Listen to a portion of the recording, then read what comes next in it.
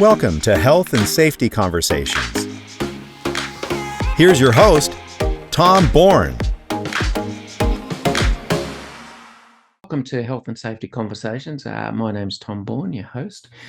Many years ago, it seems like a lifetime ago, I worked for a specialised unit in probation parole called the High Risk Offender Management Unit. And some of those people who were our clients were subject to the Dangerous Prisoner Sexual Offender Act in lovely Queensland. While I was working there, I worked with two wonderful gentlemen, both by the name of Michael Campaign, and today's guest, Michael Coogan. Michael, how are you? I'm good, thanks, Tom. That's excellent. So tell us about, your industry that you're currently in and what led you into the roles that you've undertaken so far. Look, I'm currently working for Suncorp as the investigation review officer. I guess it's a big change from where I've come from. But I guess basically from my work history, I was a naive 21-year-old when I went into corrections, and I found myself in maximum security prison to start with, and obviously from that I progressed my way through the ranks to a position of senior correctional officer, and then had the opportunity to go into a joint police and corrections and intelligence unit, investigations unit. Spent a bit of time there and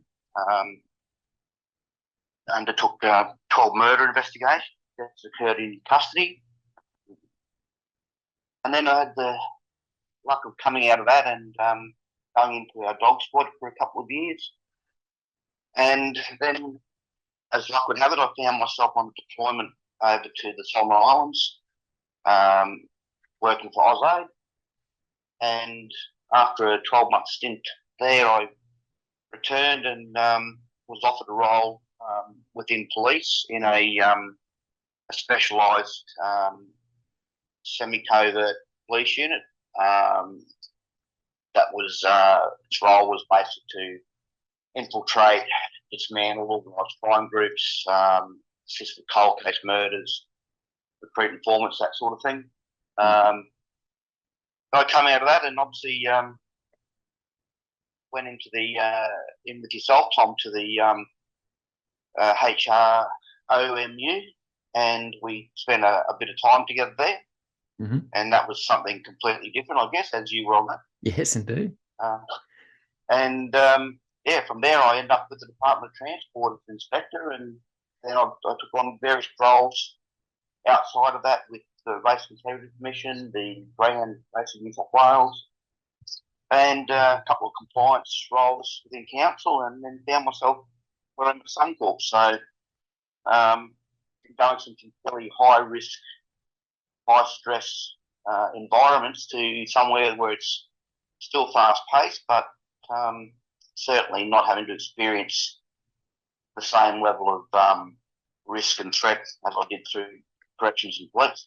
Yeah. Speaking of your time in corrections, most people, from my experience, don't know of the sort of everyday hazards and risks you face in corrections that everyone faces in corrections. Most people are quite happy to turn a blind eye. Can you sort of shed some light on some of the hazards and risks that someone working in corrections faces daily? Look, I guess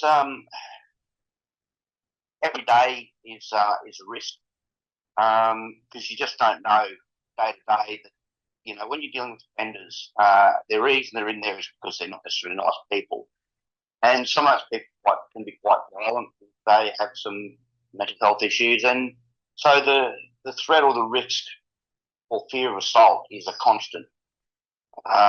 We can come to work, feeling pretty good, and you wake up the offender and he might just snap and then, I was lucky that I think in 15 years I was only assaulted once. Mm-hmm. So I guess that was, good. But I guess it's just, there's a lot of psychological that goes on with it. I think it's because of that risk, and and back in the early days, when there was lots of syringes, and needles in the prison, you're always concerned about getting a needle stick injury. From my understanding now, that it's maybe not as bad, but knowing some of my colleagues, and I've had a few colleagues that have committed suicide for post-traumatic stress, and a lot of that came down to the work environment, not just the pressure from working with the offenders, because that was there was also the lapse from the management of the in the system, and as I said, you always had that constant worry about something happening, and whether if you're doing the perimeter of the jail in the early days, there was always concern about escape attempts, and because firearms have been used in a couple of escape attempts over the years, that was always a concern. Mm-hmm. But the internal side of things, again, because I know from my time when I first started, we had the worst of the worst come out of the old Bog Road prison, and they were put from a very archaic system into a new system where they had access to knives and everything else. So they were able to make home brews, and they could get drunk, and you almost guarantee every afternoon shift that there would be, assaults on staff because prisoners could get drunk. But then there was also the constant night shifts, finding offenders who would try to commit suicide by slashing their wrists and things like that. So now I think a lot of people don't realise it, but they don't have an effect, because even though they're an offender, if you find someone like that, or you've got a dead body, some people go, it's only a prisoner, who cares? Well, there's a human side to staff. We're there to make sure people stay alive, as much as we harbour our own opinions about different offenders and what they've done. At the end of the day, our job is to make sure they serve their sentence, and and they stay alive. And when you encompass that, the psychological effects, I think, long term, is something that people don't understand or don't see what a correctional officer goes through. Yeah. That constant fear. Yeah, I was going to say, is it a situation where you're constantly on edge? I won't say constantly, but when you work in a certain environment, and as you well know, Tom, from the time in the HRO and you, is that when you get to know the offenders, you can sense if there's something wrong, or it's going to be there, something there. But again, it's a volatile mix at times. You always have to have it in the back of your mind that something's going to happen, could happen. So you've got to be prepared for that mentally and physically, because there has been assaults where it's been unprovoked, and where offenders just come out and assault officers. So, so yes, you certainly are. You're mindful all the time about what may happen. Yeah. All right. It's not like you're actually unskilled or unsuccessful in your role. I believe you received a commissioner's commendation. Can you tell us anything about that in general terms? In general terms, when I first started into this joint corrections police intelligence unit as an investigator, I'd had offenders tell me certain things during the course of my career about a couple of deaths in custody, and so I initiated I did a report up to my superintendent, deputy superintendent, and said, look, I think we should look at these 12 deaths. Well, some of them were murders, but a number of them were actually written off to suicide. So in company with a former colleague, I started off this investigation known as Operation Cashbox, and with that, we were quite successful in identifying offenders for a number of murders, and basically as a result of the investigation we undertook, it made significant changes within policy procedures within prisons, in the way we manage prisoners, identify methodology and things we significantly needed to change.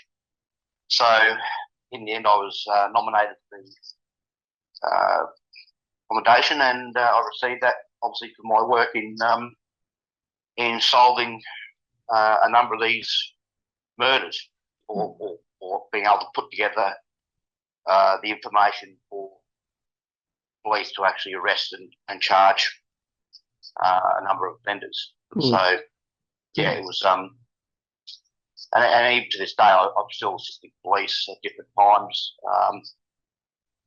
with some of the ongoing investigations. Good.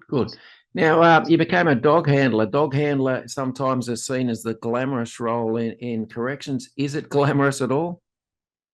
Look, it's a completely different role because it's so specialised. It's certainly a position where a lot of staff would try to go into. I'd say it was probably one of the better jobs that I've had in corrections. It's certainly changed a lot now, but you know, when you have that dog as your best friend and your partner, yeah, it's probably a little bit glamorous then, because you know you feel like you're pretty special. Mm-hmm. You know, you still do a lot of work, and you know, and with that comes risk as well, but probably not the day-to-day risk like general run officers face. Mm-hmm. You went to the Solomon Islands as part of the part of the APAC to actually help Solomons when it descended into a bit of chaos. What sort of risks did you basically were exposed to there? Look, I guess, Tom, the risk there was it was sort of a really strange one to put your finger on, because they'd come out of a post-conflict. There was still a lot of tensions between the different factions there. Mm-hmm. There was still a number of those groups that didn't like the fact that Australia was intervening. But you know, that I had my house firebombed once when I was there. Even though you're there as an advisor, you still had a lot of on-hand, face-to-face interaction with offenders. Yep. So you know, that there was always that concern, and because a member of the federal police had been shot and murdered probably a couple of weeks after I arrived there, you did have that worry that it could happen at any time. Fortunately, it didn't happen, but again, it was the people were unknown. Most of them were most of the islanders were very friendly, but it was a different environment where the prisoners would speak to you and want to sit down, hold hands, and play with them. Something you wouldn't see corrections here. No, absolutely not. Completely, and it was a bit of a culture shock, especially for myself, because that's just something that you just didn't think would happen. And you know, you'd be walking through the prison and they'd just come up and start holding your hand, and that was part of their culture. So you can imagine doing that with some of their high risk, high profile murderers in custody in Queensland. You certainly wouldn't be walking around the prison holding their hand. No, certainly not. Now that would be quite interesting. All right. You worked as an inspector of transport. What was that like? Look, I really enjoyed the job. Mm-hmm. You know, the risks were different. Risks that you had to worry about more was if you're intercepting a truck or cars. You know, you didn't know if they're going to stop or things like that. I mean, obviously you had you had policy procedures and high vis and all those sort of things. So the risk probably wasn't the same. There was still risk involved, but not in the same way as you would with police and protective services. You know, but you know, the lines I said there wasn't issues. But you know, again, it's a different animal you're facing. Yeah, absolutely. All right, and you did a little bit of time with the Racing Integrity Commission. Can you tell us anything about that at all? Yeah, look, again, it was quite different. Mm-hmm. But and for me, I've never really had any interest in racing in any form, and there's a lot to learn. But again, the risk, there was really no risk. I mean, other than maybe by a horse if you got around the wrong end of it. Yeah. It was a very people orientated position. Yep. So, you know, you really had to be able to communicate well. And I think across the board, from every role I've been in, one of the biggest safety nets you have is to be a good communicator. Yeah. I think that's what resolves a lot of risk in any role. If you can communicate well, then it minimises considerably the risk you might face. Yeah. How did just a personal question? How did you go from sort of corrections environment where you might have restraints, you might have some things to help modify behaviour, we'll say that, to when you walked into the high risk offender management unit and the only thing you had was your voice to control anyone? Look, I guess it was again a different environment, but I think because of the level of offender you're dealing with, predominantly because they were, most of them, as you know, were child sex offenders, so they're not really the most aggressive prisoners to deal with. But in saying that, you still had some offenders who, you know, they weren't child sex offenders; they were like rapists or things like that. But again, it comes down to that communication. I think, you know, you had to be able to defend yourself from complaints. Yeah. I think was probably, as you know, it's because there'd be more verbal assaults than physical assaults. And I think sometimes trying to defend yourself from those things, where unfortunately, like a lot of the things in those industries, is that they don't always believe the officer. Mm. You know, offenders can make complaints and they'll be listened to first. So you had to be able to protect yourself, and not just from offenders, but from other work colleagues. Yeah. You know, I had an incident with a work colleague who made some pretty slanderous allegations against me, which anyone who would, if they knew you, would be able to be true. But you know, and those things aren't taken lightly. You know, there's, you know, the department investigates people, and again, then it becomes more stressful. Yeah. Having to face those sort of things. Yeah. I could play the devil's advocate. It's really hard for me because I know the situation you're talking about, but I could play the devil's advocate and say the department investigating and then eventually exonerating shows that the system works. But did you find that those allegations had a long-term effect on you? Oh, definitely. You know, I guess the effects were because it attacks your credibility. and you start questioning yourself a little bit. And I don't think you're ever really exonerated, because I think the problem being is that the person who makes the complaint gets away with making the complaint. You know, there's no fallback position to say, well, you know, you've made a vexatious complaint. You know, you should be disciplined, especially if it's found, you know, not to be warranted. Yeah, absolutely. I found certain situations when not even an apology was issued once people were cleared to be,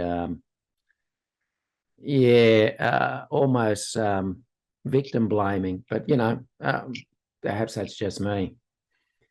No, look, I think you're right. I think it's you know, you don't get anything from the organisation. You know, not even a letter to say, well, I mean, you might get a letter to say we've completed the investigation, no further action been taken, which is pretty wishy-washy, really, considering what it puts people through. Yeah. All right. In your opinion, do you think you've done a lot of work in public service over the years, and most people, if they knew the work you had done and the risks you take, would actually thank you.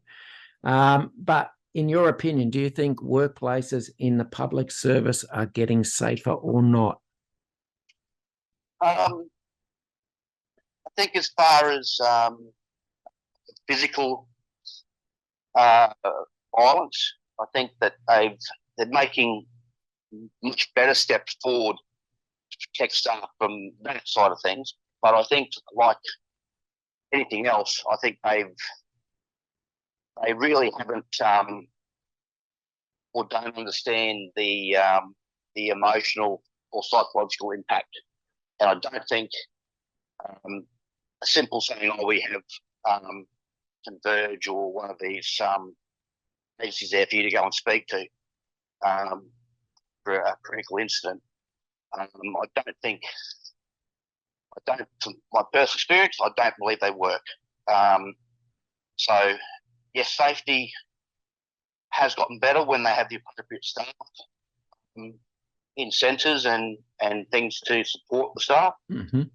But I don't think it, again, in my opinion, I don't think they've really made the big enough step forward to look for staff after they've come out. Yeah. I think that's where it falls down, because as soon as someone leaves or resigns, they wipe their hands. There's no support for people to on how to deal with things. And as I said earlier, you know, I've had a number of colleagues that committed suicide because they've had post-traumatic stress, and it doesn't manifest itself straight away. I mean, it takes years and years before it can really show that side. Yeah. All right. Currently working with Suncorp as an investigator. How are you enjoying that? Look, again, it's very different. It's taken me a bit of time to get my head around it, but I certainly find it challenging because it's a completely different role. I mean, you still have that interaction with people, and you've got to be able to communicate well. But you know, as a company to work for, really good. You know, really supportive. You know, I'll have midweek checks on you to see how you're doing. So yeah, it's, and I'm not just saying that because I work for them. No. But I certainly feel that it is completely different, and certainly don't feel unsafe at all, which is a great thing. Yeah, knowing that you're going to be coming home and not having to worry all day what might happen. Yeah. I must admit it's nice for me to be out of sort of compliance and enforcement roles, and it has been for a few years, because I don't know, I took things a little bit to heart too much, and there'd be some days I'd be going to work and I'd be feeling sick to the stomach going, what sort of, I won't say nonsense, but what sort of things will I be having to put up with today? And that was both with clients and with other people, as you know. Yeah. Yeah. Yeah. No. All right. We might leave it there, Michael. Listen, thanks so much for your time today. I appreciate all your work, and more importantly, from someone who basically used you as a bit of a mentor, even though you're a few years younger than me, but not much. You certainly taught me a lot in the time in Horomu. And I think both you and Michael, the other Michael, certainly have influenced how things have gone for me over the years. So thank you for your work in public service. Thanks for actually exposing yourself to risks almost daily to keep the rest of us safe at night. And I look forward to speaking to you soon. Thanks for your time, Tom. Righto. Bye. Thanks for listening to Health and Safety Conversations with Tom Bourne. Until next time, stay safe and enjoy the rest of your week.